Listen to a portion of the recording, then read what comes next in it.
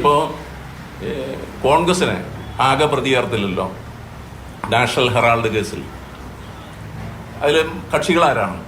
അവരെയാണ്. പക്ഷേ ഇവിടെ പ്രത്യേക ലക്ഷ്യം വെച്ച് ചെയ്യണം. ഒരു ലക്ഷ്യമുണ്ട്. ബി ജെ പിയുടെ ലക്ഷ്യം നടപ്പാക്കാൻ വേണ്ടിയുള്ള ഉപകരണമായി മാറുന്നു എന്ന് പരസ്യമായി പ്രഖ്യാപിക്കുന്നതാണ് ഈ കുറ്റപത്രത്തിൽ നിങ്ങളുണ്ട് എന്ന് പറയുന്ന വിശേഷങ്ങൾ. എന്നോടുണ്ടായില്ല. എൻ്റെ വീട്ടിൽ വന്നപ്പോഴും അവർക്കുള്ള എല്ലാ സാധനങ്ങളും ഞാൻ തുറന്ന് കാണിച്ചു കൊടുത്തതാണ്. എൻ്റെ വീട്ടിൽ നിന്ന് ഒന്നും കിട്ടിയിട്ടില്ല എന്നവരെ എനിക്ക് എഴുതി തന്ന കടലാസ് എൻ്റെ കയ്യിലുണ്ട്. എൻ്റെ ഭാര്യയുടെയും മകളുടെയും പേരിലുണ്ടായിരുന്ന അക്കൗണ്ടുകൾ മരവിപ്പിച്ചത് നീതി നിഷേധമാണെന്ന് പറഞ്ഞ കോടതി വിധിയുണ്ട്. അന്യായം. അത് റിലീസ് ചെയ്തു. പണം റിലീസ് ചെയ്തു. അപ്പോൾ കോടതി ആ കാര്യത്തിൽ ഇവിടെ റെയ്ഡിൽ ഇവർ സ്വീകരിച്ച തെറ്റായ സമീപനങ്ങൾ, ഞാനെന്തോ അന്യായമായി പണം ഉണ്ടാക്കാൻ വേണ്ടിയാണ്, എൻ്റെ കയ്യിലൊന്നുമില്ല, എൻ്റെ അക്കൗണ്ടിലൊന്നുമില്ല എന്ന് പറഞ്ഞപ്പോൾ ഭാര്യയുടെയും മകളുടെ അക്കൗണ്ടിലെ എല്ലാ രേഖകളും കൊടുത്തതിന് ശേഷമാണ്.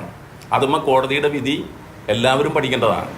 എന്ന് വെച്ചാൽ നീതി നിഷേധം നടന്നു, ഒരു നീതിക്ക് അപ്പുറത്തേക്ക് കാര്യങ്ങൾ പോയി എന്ന് പരസ്യമായി കോടതി EDയെ വിമർശിച്ചിരിക്കുകയാണ്.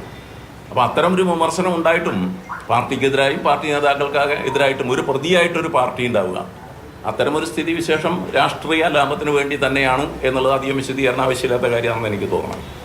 പണം ഭാവിയിൽ ഉപയോഗിക്കണമെന്ന താല്പര്യത്തോടു കൂടി ജില്ലാ സെക്രട്ടറിമാർ കൈകാര്യം ചെയ്തുവെന്നും പാർട്ടിക്ക് ലോക്കൽ കമ്മിറ്റി ഓഫീസ് പണിയാൻ സ്ഥലം വാങ്ങിയത് അത് ഈ പണം ഉപയോഗിച്ചാണെന്നുള്ള ഘട്ടത്തിലൊക്കെ കുറ്റപത്രത്തിലുണ്ട്. ഞങ്ങളുടെ ഈ ഓഫീസ് പണിതുണ്ട്. കേരളത്തിൽ ബ്രാഞ്ച് മുതൽ സംസ്ഥാന കമ്മിറ്റിയും കേന്ദ്ര കമ്മിറ്റിയും വരെ ഞങ്ങൾക്ക് ഓഫീസുണ്ട്. നാട്ടുകാരുടെ പണം ഉപയോഗിച്ചിട്ടാണ് ഞങ്ങൾ ചെയ്തിട്ടുള്ളത്. ആ പണം ഞങ്ങൾ ബാങ്ക് അക്കൗണ്ടിലിട്ടിട്ടുണ്ട്. ആ ബാങ്ക് അക്കൗണ്ട് വഴിയാണ് ഇതൊക്കെ ചെയ്തിട്ടുള്ളത്. ഇതിന് election commission, income tax department ഞങ്ങൾ കണക്ക് കൊടുക്കണമാണ്. ഓഡിറ്റിന് വിധേയമായ കണക്കുകൾ എല്ലാ വർഷവും സമർപ്പിക്കുന്ന പാർട്ടിയാണ്. ഞങ്ങൾ ഇലക്ട്രൽ ബോണ്ട് വാങ്ങിക്കാൻ പോകുന്നൊരു പാർട്ടിയല്ല.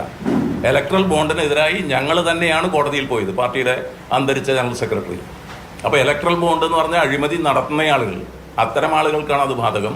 ഞങ്ങളുടെ പാർട്ടി ഓഫീസുകളൊക്കെ രാജ്യത്തുണ്ട്. ഈ ഒരു പണവും ഞങ്ങൾക്ക്, ഇതിൻ്റെ ഭാഗമായിട്ടുള്ള ഒരു പണവും ഞങ്ങൾ പാർട്ടി ഓഫീസിനോ പാർട്ടിയുടെ ഒരു പ്രവർത്തനത്തിനോ ഉപയോഗിച്ചിട്ടില്ല. തൃശ്ശൂർ എന്താ ഫോക്കസ് ചെയ്യാൻ കാരണം? എനിക്ക് പറയാൻ കഴിയില്ല. അതിൻ്റെ ആദ്യഘട്ടം എന്ന് പറഞ്ഞാൽ തൃശ്ശൂർ തെരഞ്ഞെടുപ്പാവാം. തൃശ്ശൂരിലെ BJPയുടെ സ്ഥാനാർത്ഥിയുടെ ലക്ഷ്യം വെക്കലാവാം എന്ന് ഞാൻ കരുതുന്നു. അതൊക്കെ ഇനി കാലം തെളിയിക്കേണ്ടതാണ്. നിയമ പോരാട്ടങ്ങളിലൂടെ, ബഹുജനങ്ങളുടെ ഇടപെടലിലൂടെയൊക്കെ കാലം തെളിയിക്കേണ്ടതാണ്. വീട്ടിൽ റെയ്ഡ് നടത്തി പണം പിടിച്ചോ, അക്കൗണ്ട് മരവിച്ചോ പല രീതിയിൽ വന്നു. ഈ പണം അക്കൗണ്ട് റിലീസ് ചെയ്തു, പണം തിരിച്ചു വന്നു. അപ്പോൾ സ്വാഭാവികമായും അതൊരു രാഷ്ട്രീയമായിട്ടുള്ള ഒരു എങ്ങനെയാണ് അതിന് വിലയിരുത്തുന്നത്? തീർച്ചയായിട്ടും ഞാൻ പറഞ്ഞല്ലോ, കോടതി വിധിയുണ്ടായി. അപ്പോൾ എൻ്റെ വീട്ടിൽ നിന്ന് ആദ്യം EDയുടെ CPM-ന്റെ തൃശൂർ ജില്ലാ സെക്രട്ടറി കൂടിയായിരുന്ന മുൻ മന്ത്രി AC മൊയ്തീന്റെ പ്രതികരണമാണ് EDയുടെ കുറ്റപത്രത്തിന് പിന്നാലെ വരുന്നത്. രാഷ്ട്രീയ പ്രേരിതം, പാർട്ടിക്ക് ബന്ധമില്ല എന്ന് പറയുകയാണ്.